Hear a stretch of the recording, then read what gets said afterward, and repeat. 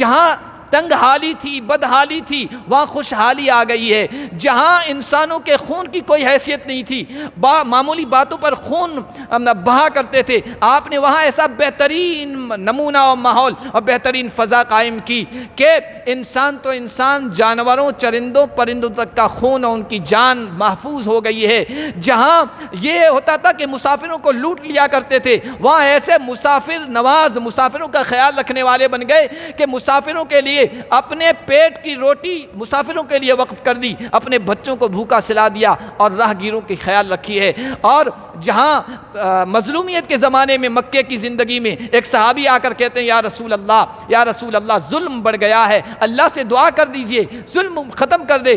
اللہ کے نبی نے کہا ابھی سے گھبرا گئے ہو؟ تم سے پہلے جو لوگ تھے ان کو تو آروں سے چیر دیا جاتا تھا، اس طرح قتل کیا جاتا تھا، انتظار کرو، رکو۔ قسم بخدا ایسا ماحول قائم ہوگا اللہ کے حکم سے کہ صنعاء سے ایک عورت چلے گی، یمن تک آئے گی، اس کو کسی چیز کا خوف نہیں ہوگا، اور فلاں جگہ سے ایک اور مدائن سے عورت چلے گی، سونا اچھالتی ہوئی اکیلی آئے گی، مکہ پہنچے گی، اس کا کوئی بال بیکا بھی نہیں کر سکے گا۔ یہ مظلومیت کی زندگی میں مکے میں آپ نے یہ بات کہی تھی، پھر آپ کے ہاتھ میں حکمرانی آئی، وہ مثال قائم کی، وہ فضا قائم کی، اور ایسی حکمرانی کر کے دکھائی کہ جن لوگوں نے یہ آواز اپنے کانوں سے سنی تھی کہ ایسا بہترین امن و امان والا ماحول قائم ہوگا، انہوں نے اپنی آنکھوں سے بھی وہ منظر دیکھ لیا۔ ایک بہترین حکمراں کی حیثیت سے یہ انقلاب برپا کیا۔ لیکن نبی پاک صلی اللہ علیہ وسلم ساری کائنات کے سردار ہونے کے باوجود اور اپنے وقت کے حکمراں، اپنے وقت کے خلیفہ، اپنے وقت کے سب سے بڑے سپہ سالار ہونے کے باوجود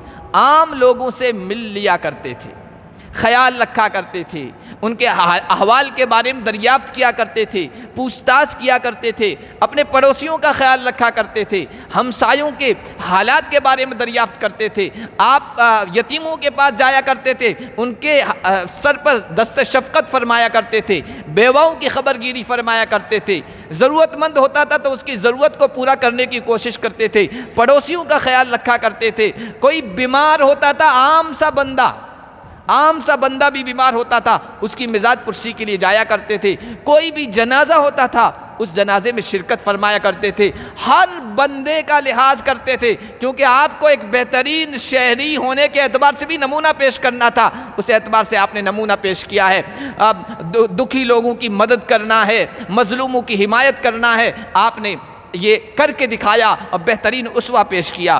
حالی مرحوم رحمت اللہ علیہ نے اسی کے بارے میں کہا تھا کہ وہ نبیوں میں رحمت لقب پانے والا، مرادیں غریبوں کی بللانے والا، اپنے پرایوں کا غم کھانے والا، مصیبتوں میں دوسروں کے غیروں کے کام آنے والا۔ آپ صلی اللہ علیہ وسلم نے کھجور کھائی، کھانے کے بعد گٹھلی نکال کر پاس میں حضرت علی بیٹھے تھے، اس وقت جو لوگ موجود تھے ان میں سب سے کم عمر تھے حضرت علی کے سامنے ڈالنا شروع کر دیا، کھاتے تھے ان کے سامنے گٹھلیاں ڈالنا شروع کری۔ صحابہ نے حضور کا جب یہ عمل دیکھا تھا تو صحابہ نے بھی کھجور کھاتے گٹھلیاں سب حضرت علی کے سامنے ڈال دی، کھجور کھانے سے فارغ ہو گئے۔ کھجور کھانے کے بعد اللہ کے نبی نے کہا بھائی بتاؤ سب سے زیادہ کھجوریں کس نے کھائی ہے؟ صحابہ نے کہا یا رسول اللہ جس کے آگے سب سے زیادہ گٹھلیاں ہیں اسی نے سب سے زیادہ کھجوریں کھائی ہے، دوسروں کو معلوم کر دیا ہے۔ حضرت علی بھی بڑے ذہین تھے، بڑے ہوشیار تھے۔ حضور نے ایسے نہیں فرمایا کہ سب سے زیادہ فیصلہ کرنے کی طاقت علی میں ہے، اقضاہم علی خطبوں میں پڑھتے ہیں عام طور پر۔ حضرت علی نے بھی مزاح کا جواب دیا، کہا یا رسول اللہ ایسی بات نہیں ہے کہ میں نے زیادہ کھجوریں کھائی ہے، زیادہ کھجوریں انہوں نے کھائی ہے جو گٹھلیوں سمیت منہ میں ڈالتے چلے جاتے۔ مسجد میں آئے ہیں، ایک بڑا ہونے کی حیثیت سے چھوٹوں کا کس طرح خیال رکھنا ہے۔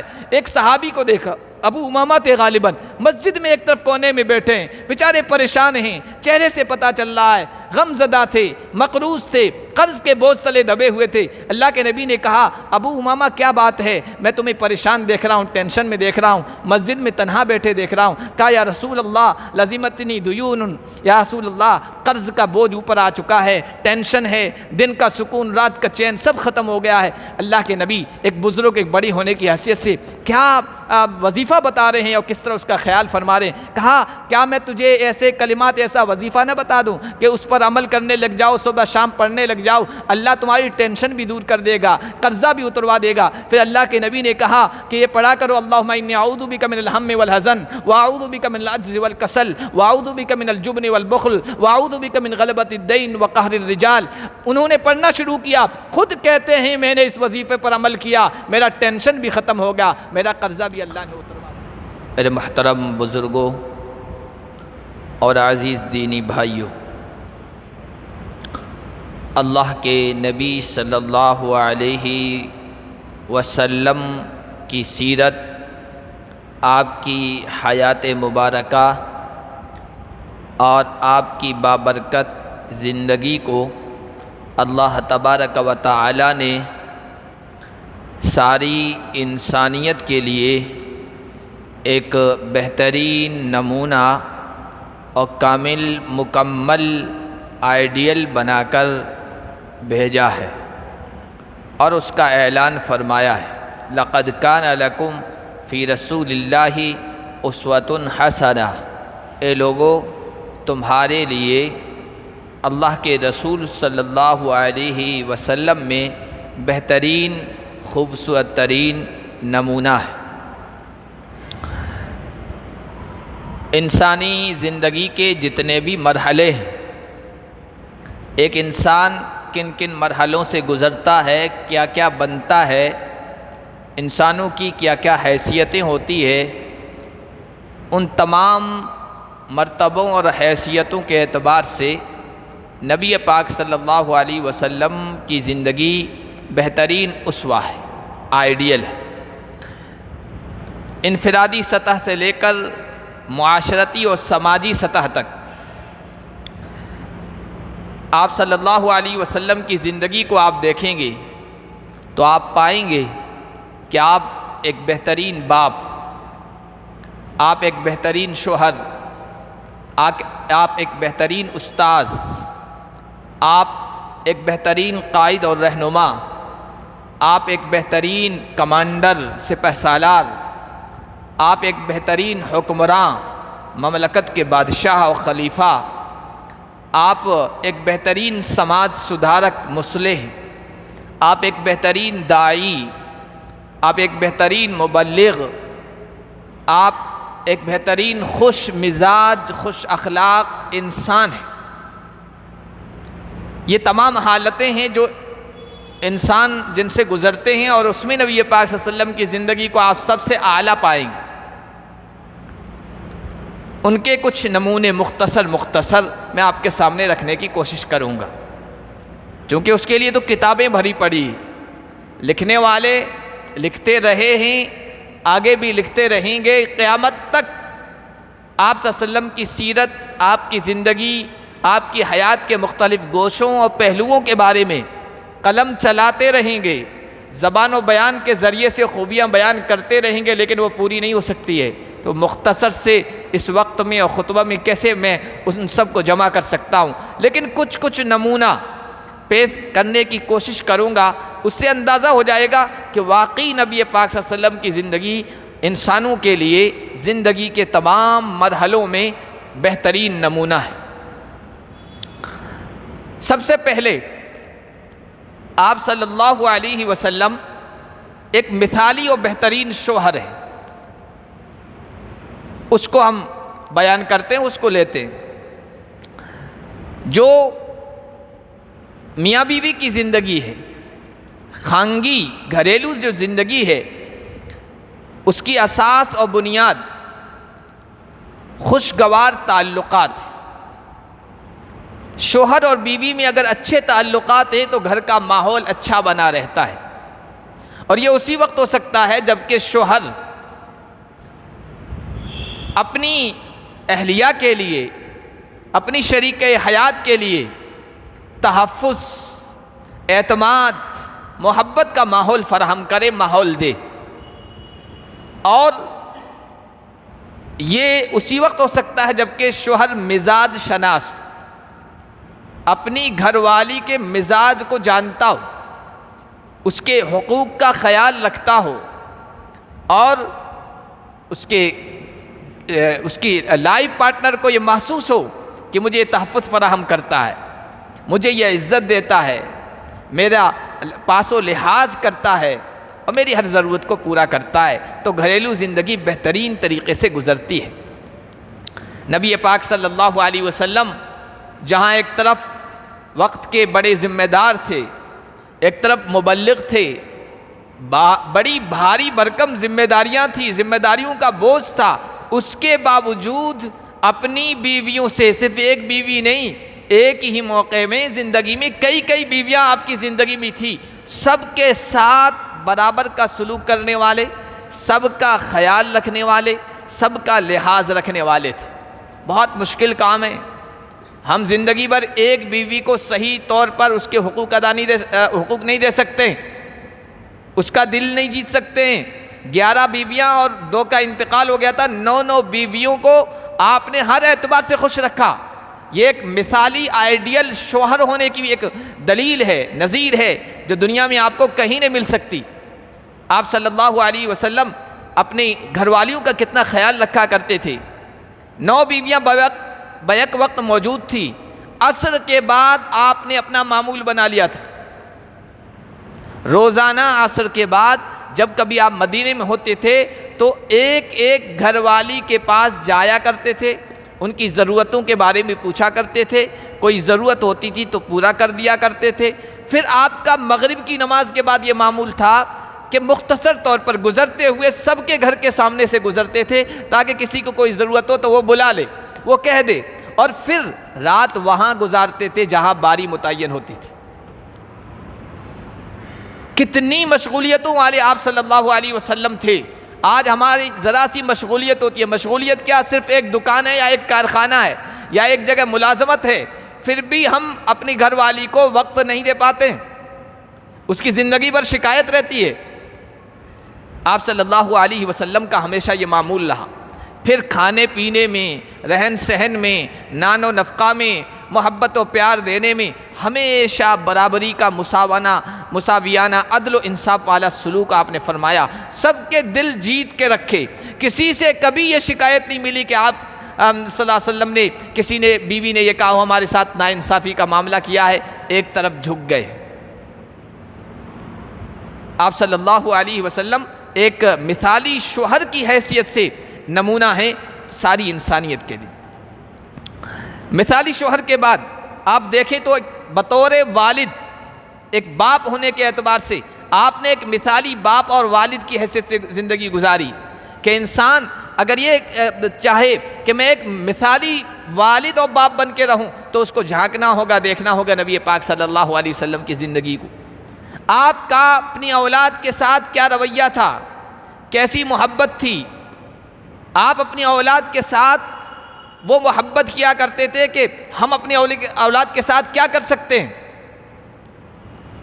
کر ہی نہیں سکتے ہیں۔ ہاں، آپ کی محبت کا معیار بہت اونچا تھا، ہماری محبتوں کا معیار پست ہے۔ آپ کی محبت اپنی اولاد کے ساتھ بہت زیادہ تھی، لیکن آپ کی محبت کا معیار یہ تھا کہ اللہ کی محبت میں اور اولاد کی محبت میں جہاں ٹکراؤ ہوگا وہاں اللہ کی محبت غالب رہے گی۔ اور قرآن کی آیت، اے ایمان والو لا تلہکم اموالکم ولا اولادکم عن ذکر اللہ، تمہارا مال اور تمہاری اولاد تمہیں اللہ کی یاد سے کبھی غافل نہ کر پائیں۔ اس پر آپ کا عمل تھا اور اس میں بہترین آپ نمونہ تھے۔ اپنی اولاد کا، چونکہ بچیاں زندہ رہی، ان کا خیال رکھا کرتے تھے۔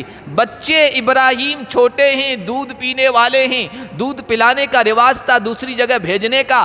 اب مدینہ کے اطراف میں، اوالی میں آپ نے دودھ پینے کے لیے ان کو بھیجا تھا، وہاں جاتے تھے، خیال رکھا کرتے تھے، گود میں لیا کرتے تھے، اور جو دودھ پلانے والی تھی اس کا بھی بڑا خیال رکھا کرتے تھے۔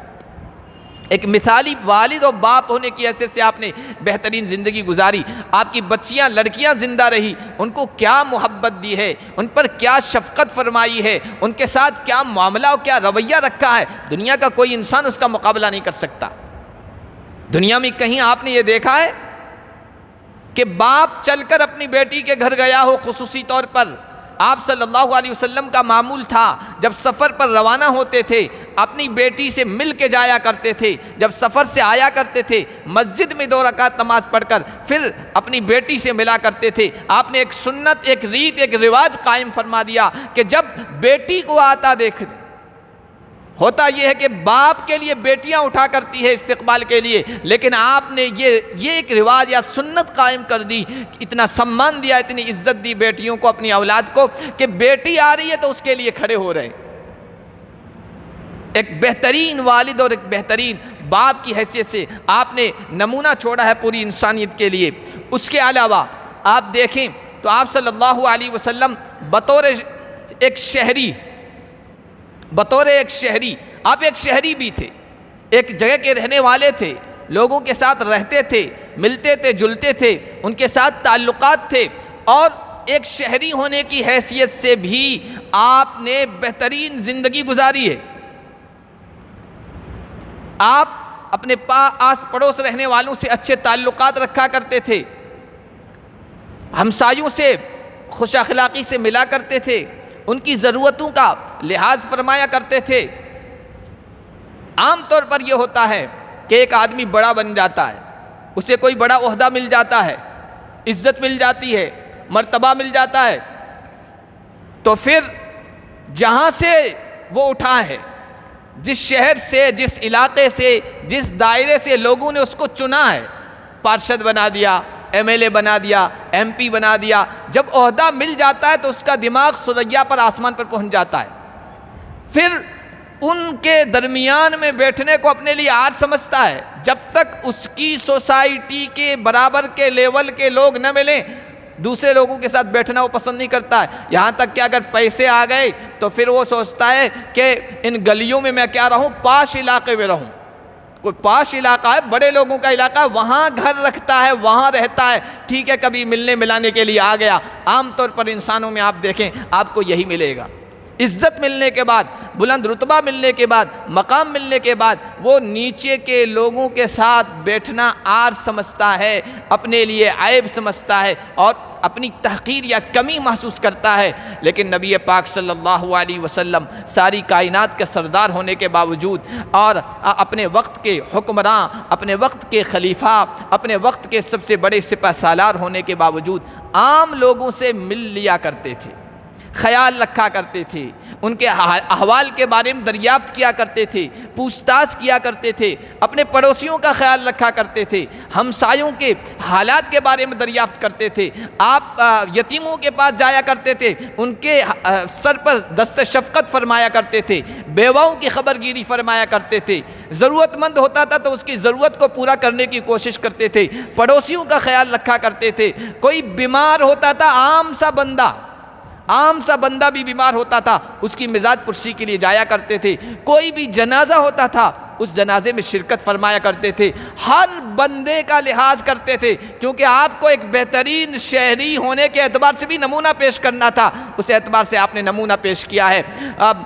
دکھی لوگوں کی مدد کرنا ہے، مظلوموں کی حمایت کرنا ہے، آپ نے یہ کر کے دکھایا اور بہترین اسوہ پیش کیا۔ حالی مرحوم رحمت اللہ علیہ نے اسی کے بارے میں کہا تھا کہ وہ نبیوں میں رحمت لقب پانے والا، مرادیں غریبوں کی بللانے والا، اپنے پرایوں کا غم کھانے والا، مصیبتوں میں غیروں کے کام آنے والا، سب کے ساتھ آپ کا ایک شہری ہونے کی حیثیت سے رویہ تھا، لوگوں کا دل جیتا تھا۔ اور ایک شہری ہوتا ہے تو اس کے تعلقات ہوتے ہیں آس پاس لوگوں سے، چاہے وہ مسلم ہو غیر مسلم، آپ نے بہترین تعلقات قائم کر کے دکھایا۔ یہودی جو آپ کے دشمن تھے، آپ کے مخالف تھے، ان سے آپ کے بہترین تعلقات تھے، ان کے ساتھ معاملہ کیا کرتے تھے، لین دین کیا کرتے تھے، قرض بھی لیتے تھے۔ ایک بڑا یہودی عالم تھا، اس سے آپ نے قرض لیا ایک موقع پر، وہ لمبا واقعہ ہے، بیان کرنا اس وقت مقصود نہیں ہے۔ ایک قرض لیا، قرض کی ایک مدت متعین ہو گئی کہ 3 مہینے کے بعد اس کو ادا کرنا ہے، لیکن وہ یہودی ان 3 مہینوں سے پہلے آ گیا، کچھ دن پہلے آ گیا اور آ کر ڈیمانڈ کرنے لگا، محمد میرا قرض ادا کرو۔ حضور نے کہا ابھی مدت باقی ہے، جتنی مدت لی گئی تھی اس میں ابھی باقی ہے کچھ دن۔ وہ کہنے لگا کہ نہیں تم میرا قرض ادا کرو، اور قرض ادا کرنے میں تم ٹال مٹول کر رہے ہو، محمد تم تو کیا تمہارے باپ دادا سبھی ایسے تھے، سب کو لپیٹے میں لے لیا۔ حضور بڑی سنجیدگی کے ساتھ سن رہے ہیں۔ حضرت عمر جلالی صفت انسان تھے، کھڑے ہو گئے، اللہ کے رسول صلی اللہ علیہ وسلم کے سامنے اس کی طرف بڑھے، کہا یا رسول اللہ اجازت دیجئے اس کو سزا دوں۔ اللہ کے نبی صلی اللہ علیہ وسلم نے کہا عمر نہیں، یہ بہتر نہیں ہے۔ عمر بہتر یہ تھا کہ تم اس کو کہتے کہ بھائی اچھے انداز سے مطالبہ کرو، ڈیمانڈ کرو، ابھی وقت بھی پورا نہیں ہوا، تم وقت سے پہلے آ گئے اور ڈیمانڈ کر رہے ہو، پھر بد اخلاقی سے پیش آ رہے ہو، یہ صحیح نہیں ہے۔ تم اس سے یہ کہتے اور مجھ سے یہ کہتے کہ آپ نے چونکہ قرض لیا ہے اچھے انداز سے قرض کی ادائیگی کر دو۔ پھر حضرت عمر سے کہا کہ جاؤ بیت المال میں فلاں جگہ کھجوریں پڑی ہے، وہ ان کو دے دو، ادا کر دو۔ اللہ کے نبی صلی اللہ علیہ وسلم کے اچھے اخلاق سے، نرمی سے، حسن خلق سے وہ اتنا متاثر ہوا کہ دائرہ اسلام میں داخل ہو گیا۔ جو پڑوس کے لوگ تھے ان سے بہترین تعلقات تھے ایک شہری ہونے کی حیثیت سے۔ ایک یہودیہ عورت تھی، آپ صلی اللہ علیہ وسلم کے جوار میں، پڑوس میں، یعنی مدینے کے آس پاس میں رہا کرتی تھی۔ تو اس نے اللہ کے نبی صلی اللہ علیہ وسلم کی خدمت میں آ کر عرض کیا، یا رسول اللہ میری دعوت قبول کیجیے۔ اللہ کے نبی صلی اللہ علیہ وسلم چاہے امیر ہو چاہے غریب ہو کسی کی دعوت کو ٹھکراتے نہیں تھے، دعوت قبول کیا کرتے تھے۔ اس یہودی عورت نے جس کا نام زینب تھا، اس نے دعوت دی، حضور گئے، اپنے صحابہ کو بھی ساتھ میں لے کے گئے۔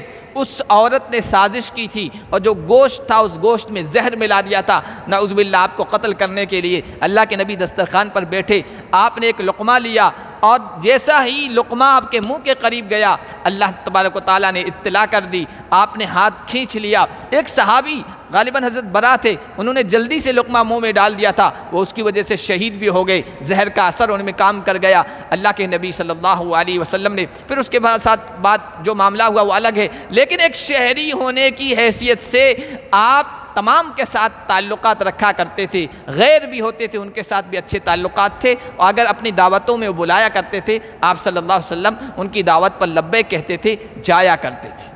ایک بہترین شہری ہونے کے اعتبار سے آپ صلی اللہ علیہ وسلم نے بہترین نمونہ چھوڑا ہے۔ اس کے علاوہ انسان کے اندر خوش خلقی ہو، خوش مزاجی ہو، ظرافت ہو، مزاح ہو، خشک انسان نہ ہو۔ عام طور پر یہ ہوتا ہے کہ جو آدمی جتنا زیادہ دیندار، جتنا زیادہ عبادت گزار، جتنا زیادہ قرآن کی تلاوت کرنے والا، اور جتنا زیادہ اس کا لباس اسلامی ہو اور داڑھی، ٹوپی، کرتا پجامہ وغیرہ، ہاتھ میں تسبیح، وہ اپنے آپ کو خشک مزاج بنا لیتا ہے۔ ہنسنا، مزاح کرنا، خوش اخلاقی سے پیش آنا، مسکرانا اور ہنسی مذاق کرنا، کسی سے دل لگی کرنا، وہ اس کے خلاف سمجھتا ہے کہ میں تو دیندار ہو گیا ہوں، کیا مسکراؤں، کیا ہنسوں، کسی سے دل لگی کیسے کروں۔ اللہ کے نبی صلی اللہ علیہ وسلم سے بڑھ کر عابد کون ہو سکتا ہے، عبادت گزار۔ آپ صلی اللہ علیہ وسلم سے بڑھ کر زاہد کون ہو سکتا ہے، آپ صلی اللہ علیہ وسلم سے بڑھ کر اللہ کا فرمان بردار اور دیندار کون ہو سکتا ہے۔ لیکن آپ نے ایک خوش مزاج انسان ہونے کے اعتبار سے بھی بہترین نمونہ چھوڑا ہے۔ آپ دل لگی فرمایا کرتے تھے، ہنسی مزاح فرمایا کرتے تھے۔ حضرت انس کہتے ہیں، بخاری میں روایت موجود ہے، اللہ کے نبی صلی اللہ علیہ وسلم میل جول ہم سے رکھا کرتے تھے، ایسے نہیں بڑے بزرگ بن گئے سب سے دور رہیں، ملاقات کے لیے بھی لوگوں کو وقت لینا پڑے، یا وہاں پہرے دار بٹھائے گئے حضرت سے کوئی مل نہیں سکتا ہے، یہ معمول نہیں۔ میل جول رکھتے تھے، ہنسی مذاق بھی فرمایا کرتے تھے۔ صحابہ کہتے ہیں ہم نے اللہ کے نبی صلی اللہ علیہ وسلم سے پوچھا، یا رسول اللہ آپ مذاق فرمایا کرتے ہیں؟ کہا ہاں میں مذاق کیا کرتا ہوں، لیکن مذاق میں بھی سچا مذاق کرتا ہوں، سچی دل لگی کرتا ہوں، اس میں جھوٹ کا کوئی شائبہ نہیں ہوتا ہے۔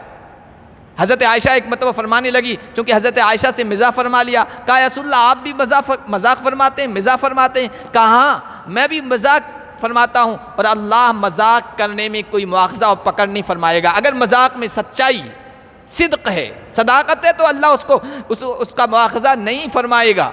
پھر اللہ کے نبی صلی اللہ علیہ وسلم نے مذاق کر کے دکھایا، لیکن وہ مذاق ایسا ہوتا تھا جس میں جھوٹ نہیں ہوتا تھا۔ جیسے اپریل فل کرتے ہیں نا، اپریل فل جھوٹ ہوتا ہے، اس میں مذاق تو ہوتا ہے لیکن سب جھوٹی باتیں ہوتی ہے، ایسا مذاق نہیں ہوا کرتا تھا۔ اچھا سامنے والے کی توہین نہ ہو، استہزاء نہ ہو، ٹھٹھا اڑانا نہ ہو، اس کو نیچا دکھانا نہ ہو، ایسا مذاق ہونا چاہیے۔ آپ صلی اللہ علیہ وسلم کے مزاح کے نمونے بہت سارے کتابوں میں لکھے، حدیث کی کتابوں میں، لیکن میں ان میں سے چند نمونے آپ کے سامنے رکھنا چاہتا ہوں۔ اللہ کے نبی صلی اللہ علیہ وسلم کے پاس ایک آدمی آیا، اس سفر میں اس کو اونٹ کی ضرورت تھی، سواری کی ضرورت تھی۔ اللہ کے نبی سے آنے کا کر کہنے لگا یا رسول اللہ سواری کی ضرورت ہے، مجھے ایک اونٹ عنایت فرما دیجیے۔ اللہ کے نبی صلی اللہ علیہ وسلم نے کہا میں تمہیں اونٹ کا بچہ دوں گا۔ کہنے لگا یا رسول اللہ مجھے تو ضرورت سواری کی ہے، اونٹ کے بچے پر کہاں سواری ہوگی، میں تو اونٹ چاہ رہا ہوں۔ حضور نے کہا نہیں میں تو اونٹ ہی دوں گا، اونٹ کا بچہ دوں گا، اونٹ کا بچہ لینا ہو تو لو۔ وہ بڑا پریشان ہو گیا۔ صحابہ اس کی پریشانی کو دیکھ کر ہنسنے لگے، مسکرانے لگے۔ اللہ کے نبی صلی اللہ علیہ وسلم نے جب اس کی پریشانی کو دیکھا کہا ارے بھائی اونٹ کتنا بھی بڑا ہو جائے آخرکار وہ اونٹنی کا بچہ ہی تو ہوتا ہے۔ مذاق بھی ہو گیا، دل لگی بھی ہو گئی، اس میں جھوٹ بھی نہیں۔ حضور کی ایک پھوپھی ہے صفیہ بنت عبد المطلب، زبیر بن عوام کی والدہ ہے، اللہ کے نبی کے پاس آئی، بوڑھی تھی، انتہائی بوڑھی کمزور، اور سہارا لے کر لکڑی کا عصا کا آئی اللہ کے نبی کے پاس، کہنے لگی یا رسول اللہ دعا کر دیجئے اللہ تعالیٰ مجھے جنت عطا فرما دے، جنت میں داخل کر دے۔ صحابہ بھی تھے، اللہ کے نبی صلی اللہ علیہ وسلم نے کہا کوئی بوڑھا جنت میں نہیں جائے گا، کوئی بوڑھا جنت میں نہیں جائے گا۔ وہ حیران ہو گئی، حیرانی میں پریشانی میں رونے لگی۔ اللہ کے نبی مسکرائے، صحابہ مسکرائے، پھر اللہ کے نبی نے فرمایا پھوپھی رو مت، کوئی بھی انسان چاہے مرد ہو یا عورت بڑھاپے کی حالت میں جنت میں نہیں جائے گا، سب جوان ہو کر جائیں گے، کیونکہ اللہ فرماتا انا انشأناہن انشاء فجعلناہن ابکارا، ہم اس کو نئے سرے سے ان کو پیدا کریں گے، ان کو کنوارے اور باکرہ بنائیں گے، پھر جنت میں داخل کریں گے، کوئی بڑھاپے کی حالت میں جنت میں نہیں جائے گا۔ تو وہ مسکرانے لگی۔ اللہ کے نبی صلی اللہ علیہ وسلم کا مذاق اس طرح ہوا کرتا تھا۔ ایک صحابیہ آئی اللہ کے نبی کے پاس، اپنے شوہر کا تذکرہ کرنے لگی، شوہر کے بارے میں بتانے لگی، تو اللہ کے نبی نے کہا تمہارا شوہر وہی ہے جس کی آنکھوں میں سفیدی ہے، تمہارا شوہر وہی ہے جس کی آنکھوں میں سفیدی ہے؟ وہ سمجھ نہیں پائی، کہنے لگی یا رسول اللہ میرے شوہر میں کی آنکھ میں کوئی ایسا عیب نہیں ہے، میرے شوہر کی آنکھ بالکل عیب سے پاک ہے، صاف ستھری ہے۔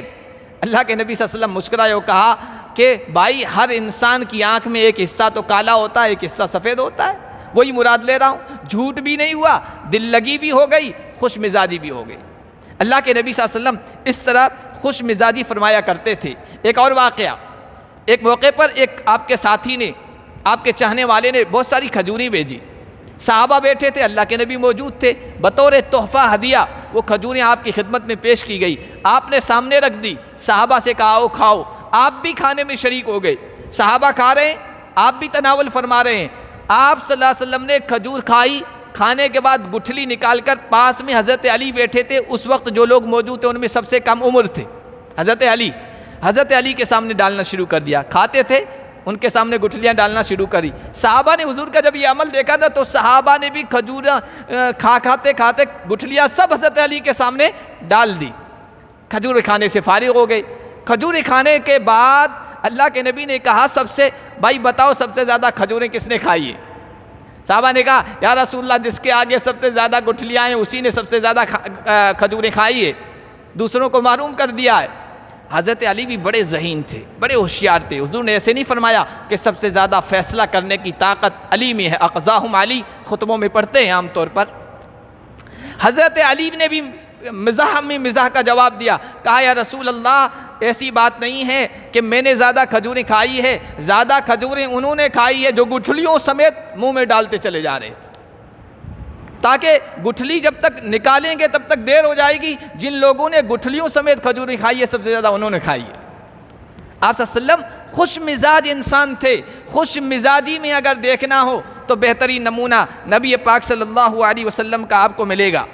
ایک معلم ہونے کی حیثیت سے، ایک ٹیچر ہونے کی حیثیت سے، ایک استاد ہونے کی حیثیت سے اگر کسی کو یہ معلوم کرنا ہو میں ایک بہترین ٹیچر اور استاد بنوں تو بھی دیکھنا ہوگا محمد عربی صلی اللہ علیہ وسلم کی زندگی کو۔ آپ نے تو یہ فرمایا کہ بعثت معلما، میں تو استاد بنا کر اللہ کی طرف سے بھیجا گیا ہوں۔ یہ ارشاد سن کر، یہ اعلان سن کر وہ لوگ جو جاہل تھے، جن میں اجڑ پن تھا، جو جہالت میں مشہور تھے، اتنے پروانہ وار آپ کے اوپر ٹوٹ پڑے ہیں، آپ کے ارد گرد جمع ہوئے ہیں کہ بعد میں وہ علم میں ایک نمونہ بنے ہیں۔ عرب کے بدو جن کو کچھ نہیں آتا تھا دوسروں کے سکھانے والے بنے۔ اللہ کے نبی نے معلم کے بارے میں کہا کہ بے شک اللہ، اس کے فرشتے، زمین و آسمان والے، حتی الحوت فی الماء وحتی النمل فی جوہرہا، چیونٹی اپنے بل میں اور مچھلی پانی کی گہرائی میں لوگوں کو خیر، بھلائی، دین، اچھائی سکھانے والے ٹیچر کے لیے دعا کرتے رہتے ہیں رحمت کو، بخشش کی۔ اور آپ نے جس طرح بعد میں لوگوں کو علم دین سکھایا ہے، اللہ کی معرفت سکھائی ہے، اس میں ایک بہترین نمونہ، اگر کسی کو بہترین ٹیچر دیکھنا ہو تو نبی پاک صلی اللہ علیہ وسلم کی زندگی میں آپ کو ملے گا۔ علم سے آپ کو محبت تھی۔ مسجد میں ایک مرتبہ تشریف لے آئے، دو جماعتیں تھیں، ایک طرف ذکر کرنے والی، ایک طرف علمی مذاکرہ کرنے والی۔ اب کتاب و سنت کا مذاکرہ ہو رہا تھا، دونوں جماعتوں نے حضور کو دیکھا تو یہ خواہش ہوئی کہ حضور ہمارے ہاں تشریف لے آئیں، اس کی خواہش کہ ہمارے یہاں آئیں، اس کی خواہش ہماری جماعت میں شریک ہو جائیں۔ چونکہ ایک طرف ذکر کی مجلس تھی، ایک طرف علم کی مجلس تھی، آپ معلم تھے، علم سے آپ کو محبت تھی، آپ نے علم والی جماعت میں اور حلقے میں آ کر شرکت کی اور علماء کی اور علم کی اہمیت کو بڑھایا اور اس کو عظمت دی۔ ایک بہترین معلم تھے آپ صلی اللہ علیہ وسلم۔ ایک مصلح کی حیثیت سے، مصلح کا مطلب اصلاح کرنے والا، سماج سدھارک انسان، دنیا میں بہترین رہنما آئے، بڑے سے بڑے ہادی آئے، پیشوا آئے، سماج سدھار کی باتیں کرنے والے آئے، اور اپنی عمریں کھپا دی لیکن سماج کو سدھار نہیں پائے۔ اللہ کے نبی صلی اللہ علیہ وسلم نے تھوڑے سے عرصے میں، تھوڑی سی مدت میں ایسی قوم کے اندر جہاں جہالت تھی، جہاں اجڑ پن تھا، جہاں گوار پن تھا، جہاں علم نہیں تھا، جہاں جہالت کی تاریکی تھی، ایسے انداز سے اصلاح کی کہ 23 سال کے مختصر سے عرصے میں ان کی کایا ہی پلٹ کے رکھ دی، اور ایک ایک چیز میں اصلاح کی۔ وقت نہیں ہے میں اب تفصیل کے ساتھ بتاتا، غلامی کا دور چل رہا تھا، غلامی میں آپ نے کیسے اصلاح کی، عورتوں پر ظلم ہو رہا تھا، عورتوں پر ظلم کی آپ نے کیسے اصلاح کی ہے، غریبوں کو دبایا جاتا تھا، اس میں آپ نے کیسے اصلاح کی ہے، زندگی کے جتنے بھی شعبے ہیں ان تمام شعبوں میں آپ نے اصلاح کی، اور ایسی اصلاح کی، ایسی سدھار کی کہ نسلوں تک اس کا اثر باقی رہا، اور آج بھی وہ سدھار کی مثالیں وہ معاشرہ و سماج پیش کرتا رہتا ہے۔ ایک بہترین سماج سدھارک اگر آپ بننا چاہتے ہیں، محمد عربی صلی اللہ علیہ وسلم کی زندگی کو آپ کو پڑھنا پڑے گا۔ آپ صلی اللہ علیہ وسلم ایک بہترین مبلغ تھے، بلکہ سب سے پہلے مبلغ تھے، سب سے پہلا درجہ آپ کا مبلغ کا ہے۔ آپ ایک اچھے شوہر ہیں تو اچھے شوہر ہونے کی تبلیغ کر رہے ہیں، آپ ایک اچھے حکمراں ہیں تو ایک اچھے حکمراں ہونے کی تبلیغ کر رہے ہیں، آپ ایک اچھے مصلح ہیں تو اچھا مصلح ہونے کا نمونہ پیش کر رہے ہیں، اس کی تبلیغ کر رہے ہیں۔ اور آپ صلی اللہ علیہ وسلم کو تو مبلغ بنا کر ہی بھیجا گیا تھا، عابد و زاہد ہونے کے اعتبار سے، عبادت گزار، سادہ زندگی بسر کرنے والا۔ آپ صلی اللہ علیہ وسلم کی سادگی سے بڑھ کر دنیا میں کوئی انسان سادہ زندگی کی مثال نہیں پیش کر سکتا ہے۔ مدینے میں آنے کے بعد تو فتوحات کے دروازے کھلے، خوشحالی آئی، لیکن ان حالات میں بھی آپ کا یہ معمول تھا کہ صحابیہ فرماتی ہیں ازواج مطہرات، 3 دن تک مسلسل حضور نے اپنی زندگی میں کبھی گیہوں کی روٹی سے اپنا پیٹ نہیں بھرا، بلکہ ایک روایت میں جو کی روٹی سے بھی اپنا پیٹ نہیں بھرا ہے۔ سادہ زندگی گزاری ہے، دوسروں کو دیا ہے، خود بھوکے رہیں، اور عبادت کے اعتبار سے دیکھیں اتنا بڑا مقام کہ اللہ کی ذات کے بعد آپ کا مقام ہے اور کسی کا مقام نہیں ہے، لیکن اس کے باوجود عبادت کر رہے ہیں، پاؤں پر ورم آ رہا ہے، سوجن ہو رہی ہے، رات بھر کھڑے، 6 پارے ایک رکعت میں پڑھ رہے ہیں، 6 پارے ایک رکعت میں پڑھ رہے ہیں، اور ہماری تراویح والا انداز نہیں، ٹھہر کر رک کر ترتیل کے ساتھ پڑھ رہے ہیں۔ اگر کوئی بھولے سے پیچھے صحابی آ کر کھڑا ہو گیا تو اس کے دل میں آئی کہ چھوڑ کر بھاگ جاؤں، تھکنے کی وجہ سے اتنے آرام سے پڑھ رہے ہیں۔ حضرت عائشہ نے کہا یا رسول اللہ آپ تو بخشائے ہیں، نبیوں کے سردار ہیں، اتنی دیر کیوں کھڑے رہتے ہیں؟ کہا کہ عائشہ افلا اکون عبدن شکورا، کیا میں شکر گزار بندہ نہ بنوں؟ اسی طرح آپ دیکھیں حضور صلی اللہ علیہ وسلم کو بطور بزرگ کے بڑا ہونا ہے، بڑے ہیں اگر آپ، چھوٹوں پر کیا شفقت کرنی ہے، کس طرح کا معاملہ کرنا ہے۔ حضرت عبداللہ بن عباس تھے، ایک موقع پر اللہ کے نبی استنجا کے لیے گئے، استنجا کرنے کے بعد پانی کی ضرورت پڑتی ہے وضو وغیرہ کے لیے، چھوٹے بچے تھے، بھاگ کر گئے، لوٹا بھر کے آئے، اللہ کے نبی صلی اللہ علیہ وسلم اندر استنجا کر رہے تھے، باہر رکھ دیا، حضور باہر آئے، خدمت سے بڑی خوشی ہوئی، پوچھا یہ کس نے کیا ہے؟ کہا عبداللہ نے کہا ہے، خوش ہو کر فرمایا اے اللہ اس بچے کو کتاب کا قرآن کا علم دے دے، یہ بڑا ہونے کی ایک بہترین نمونہ ہے، چھوٹے پر شفقت فرما رہے ہیں، دعائیں دے رہے ہیں۔ بعد میں عبداللہ ابن عباس بہترین عالم بنے، بہترین مفسر بنے، ترجمان القرآن بنے، اپنوں نے اور غیروں نے سب نے ان کے علم کے داد دی، اور علم کا لوہا ان کی صلاحیت کا لوہا مانا ہے۔ اللہ کے نبی مسجد میں آئے ہیں، ایک بڑا ہونے کی حیثیت سے چھوٹوں کا کس طرح خیال رکھنا ہے۔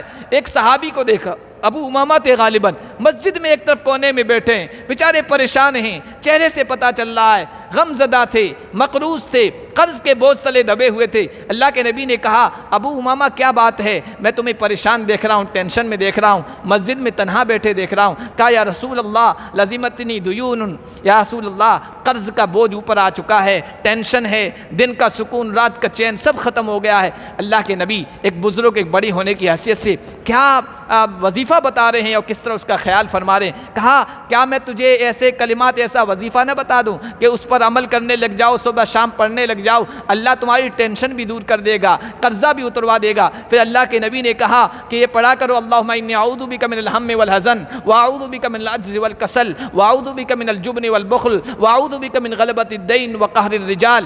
انہوں نے پڑھنا شروع کیا، خود کہتے ہیں میں نے اس وظیفے پر عمل کیا، میرا ٹینشن بھی ختم ہو گیا، میرا قرضہ بھی اللہ نے اتروا دیا۔ ایک بزرگ ہونے کی حیثیت سے چھوٹوں کے لیے اس سلسلے میں خیال فرما رہے ہیں۔ بطور تاجر ہونے کے اعتبار سے آپ نے بہترین نمونہ چھوڑا ہے۔ لڑکپن میں اپنے چچا ابو طالب کے ساتھ تجارت کی ہے، ساتھ گئے ہیں، جوانی میں آپ نے تجارت کی ہے، یہاں تک کہ بڑا بننے کے بعد، نبوت ملنے کے بعد، حکمراں و خلیفہ بننے کے بعد بھی جو تاجر لوگ آپ کے قریب تھے ان کی تجارت میں شیئر لگاتے تھے، حصہ لگایا کرتے تھے، اور جو آپ کے جتنے زیادہ قریب تھا وہ بڑا تاجر تھا، اس لیے کہ آپ تجارت کے فضائل بتاتے تھے، تجارت کی ترغیب دیتے تھے، تجارت کا شوق دلایا کرتے تھے۔ کہا کہ سچا امانت دار تاجر نبیوں کے ساتھ کل قیامت کے دن صدیق کے ساتھ، صدیقین کے ساتھ اس کا حشر ہوگا۔ تاجر ہونے کی حیثیت سے بہترین نمونہ دیکھنا ہو تو محمد عربی کو دیکھنا پڑے گا۔ بطور سخی اللہ اکبر، جو کچھ تھا سب کچھ لٹا دیا۔ کسی نے کہا کبھی آپ کی زبان پر لا نہیں آیا ہے، تشہد میں اشہد اللہ الہ الا اللہ ضروری ہے، وہاں لا کہ اللہ کے علاوہ کوئی معبود نہیں ہے، ورنہ زندگی پر جو کوئی بھی مانگنے آیا ہے آپ نے لا نہیں کہا کہ نہیں دوں گا، وہ لے کر گیا ہے اور آپ دے کر خوش ہوئے ہیں۔ یہاں تک کہ حضور نے فرمایا سائل مانگنے والا اگر گھوڑے پر بھی آئے، یعنی بہترین سواری پر بھی آئے تو اس کا بھی حق دے دیا کرو، محروم مت لوٹایا کرو۔ سخی ہونے کے اعتبار سے بہترین آپ نمونہ ہیں۔ اب بہت ساری مثالیں ہیں، نظافت، صاف ستھرائی، ایک ڈاکٹر ہونے کی حیثیت سے، طبیب ہونے کی حیثیت سے آپ نے جو ہدایات دی ہیں، ایک بہترین ڈاکٹر اور طبیب ہونے کے اعتبار سے بھی آپ کا بہترین نمونہ موجود ہے۔ آپ نے کھانے پینے کے سلسلے میں جو ہدایات دی ہے، اگر امت اس پر عمل کرنے لگ جائے بیماریوں کا خاتمہ ہو جائے۔ حضور نے فرمایا کھانے کی برکت پہلے بھی ہاتھ دھونا ہے، کھانے سے فارغ ہونے کے بعد بھی ہاتھ دھونا ہے، پھر کھانا کیسے کھانا چاہیے، کتنا کھانا چاہیے، وہ ہدایات اگر ہم اس پر عمل پیدا ہو جائیں تو کوئی بیماری نہ رہے۔ بہت مشہور واقعہ، تاریخی واقعہ، ایک بڑے بادشاہ نے مدنی زندگی کا جائزہ لینے کے لیے یا مسلمانوں کی خدمت کے لیے اپنے ایک ڈاکٹر کو، طبیب کو بھیجا۔ وہ مدینے میں آیا، ایک مدت تک رہا، کوئی بیمار اس ڈاکٹر کے پاس نہیں آیا۔ وہ حیران رہ گیا کہ میں پھر کس کام کے لیے بیکار بیٹھا ہوں۔ اس نے معلومات کی کہ بھائی بیمار کوئی کیوں نہیں آتا ہے، تو لوگوں نے بتایا ہمارے نبی نے کھانے پینے کے سلسلے میں کچھ ہدایات رہنمائی فرمائی ہے، اس کے مطابق ہم زندگی بسر کر رہے ہیں تو بیماریاں نہیں ہوتی ہے۔ تو وہ وہاں سے چلا گیا کہ میرا یہاں کوئی کام نہیں ہے۔ وہ ہدایات سنی، کہا جو ان ہدایات پر عمل کرے گا بیماری کبھی اس کے قریب نہیں آئے گی۔ بہترین طبیب ہونے کی حیثیت سے آپ ایک بہترین نمونہ ہیں، انصاف کرنے والے کے اعتبار سے، سپہ سالار کے اعتبار سے، حکمراں کے اعتبار سے۔ یہ سب میں اب چھوڑ رہا ہوں، آخری بات پیش کر رہا ہوں۔ حکومت کرنی ہے اگر، اور حکومت اس لیے کرتے ہیں، آپ لوگ دیکھو جب پارٹیاں انتخابات میں اٹھتی تو کہتی ہے ہم یہ کریں گے، یہ انقلاب لے آئیں گے، منشور پیش کرتی ہے، اپنا پورا پروگرام پیش کرتی ہے، ہم ملک میں یہ انقلاب لے آئیں گے، فلاں چیزیں کریں گے، لیکن ہوتا کچھ نہیں۔ حضور نے ایک حکمراں ہونے کی حیثیت سے جو انقلاب برپا کیا ہے، دنیا کی تاریخ کا کوئی حکمراں ویسا انقلاب برپا نہیں کر سکتا۔ آپ نے جیسے ہی حکمراں کی انان باغ ڈور سنبھالی عربوں میں، عرب لوگوں کی کیا حالت یہ آپ کو پتا تھا، اجڑ، جاہل، ناہنجار قسم کے لوگ، لیکن ان کی کایا ہی پلٹ دی مختصر سے عرصے میں، مختصر سے زندگی میں، مختصر سی زندگی میں آپ نے ان کی کایا پلٹ کے رکھ دی۔ وہ عرب لوگ جہاں علم کا نام نہیں تھا، جہالت کی تاریکی اور اندھیرا تھا، اس جہالت کے اندھیرے کو آپ نے علم کے نور میں تبدیل کر دیا۔ جہاں بخل تھا وہاں آپ نے سخاوت پیدا کر دی، جہاں سنگ دلی تھی آپ نے وہاں نرم دلی پیدا کر دی۔ جو اپنے ہاتھ سے اپنی بچیوں کو زندہ درگور، زندہ دفن کر دیا کرتے تھے، ان کی ایسی تربیت کی، ان میں ایسا انقلاب برپا کیا کہ وہ دوسروں کی بچیوں کے پالنے والے اور اس کو اجر و ثواب سمجھ کر ان کی پرورش کرنے والے بن گئی۔ جو اپنی بیویوں کا خیال نہیں رکھا کرتے تھے، وہ اپنی بیویوں کا ایسا خیال کرنے لگے کہ دنیا کے سامنے بہترین نمونہ بن گئے ہیں۔ جہاں تنگ حالی تھی، بدحالی تھی، وہاں خوشحالی آ گئی ہے۔ جہاں انسانوں کے خون کی کوئی حیثیت نہیں تھی، معمولی باتوں پر خون بہا کرتے تھے، آپ نے وہاں ایسا بہترین نمونہ اور ماحول اور بہترین فضا قائم کی کہ انسان تو انسان، جانوروں، چرندوں، پرندوں تک کا خون اور ان کی جان محفوظ ہو گئی ہے۔ جہاں یہ ہوتا تھا کہ مسافروں کو لوٹ لیا کرتے تھے، وہاں ایسے مسافر نواز، مسافروں کا خیال رکھنے والے بن گئے کہ مسافروں کے لیے اپنے پیٹ کی روٹی مسافروں کے لیے وقف کر دی، اپنے بچوں کو بھوکا سلا دیا اور راہ گیروں کی خیال رکھی ہے۔ اور جہاں مظلومیت کے زمانے میں مکے کی زندگی میں ایک صحابی آ کر کہتے ہیں یا رسول اللہ ظلم بڑھ گیا ہے، اللہ سے دعا کر دیجئے ظلم ختم کر دے۔ اللہ کے نبی نے کہا ابھی سے گھبرا گئے ہو؟ تم سے پہلے جو لوگ تھے ان کو تو آروں سے چیر دیا جاتا تھا، اس طرح قتل کیا جاتا تھا، انتظار کرو، رکو۔ قسم بخدا ایسا ماحول قائم ہوگا اللہ کے حکم سے کہ صنعاء سے ایک عورت چلے گی، یمن تک آئے گی، اس کو کسی چیز کا خوف نہیں ہوگا، اور فلاں جگہ سے ایک اور مدائن سے عورت چلے گی، سونا اچھالتی ہوئی اکیلی آئے گی، مکہ پہنچے گی، اس کا کوئی بال بیکا بھی نہیں کر سکے گا۔ یہ مظلومیت کی زندگی میں مکے میں آپ نے یہ بات کہی تھی، پھر آپ کے ہاتھ میں حکمرانی آئی، وہ مثال قائم کی، وہ فضا قائم کی، اور ایسی حکمرانی کر کے دکھائی کہ جن لوگوں نے یہ آواز اپنے کانوں سے سنی تھی کہ ایسا بہترین امن و امان والا ماحول قائم ہوگا، انہوں نے اپنی آنکھوں سے بھی وہ منظر دیکھ لیا، ایک بہترین حکمراں کی حیثیت سے یہ انقلاب برپا کیا۔ تو جس زندگی میں، زندگی کے جس مرحلے میں اگر کسی کو کوئی نمونہ دیکھنا ہے، محمد عربی صلی اللہ علیہ وسلم کی زندگی میں آپ کو مل جائے گا۔ اللہ پاک ایسے بہترین نمونے کی، ایسے کامل نمونے کی ہمیں قدر کرنے کی، اس کو اپنانے کی توفیق عطا فرمائے۔ آخر دعوانا الحمدللہ۔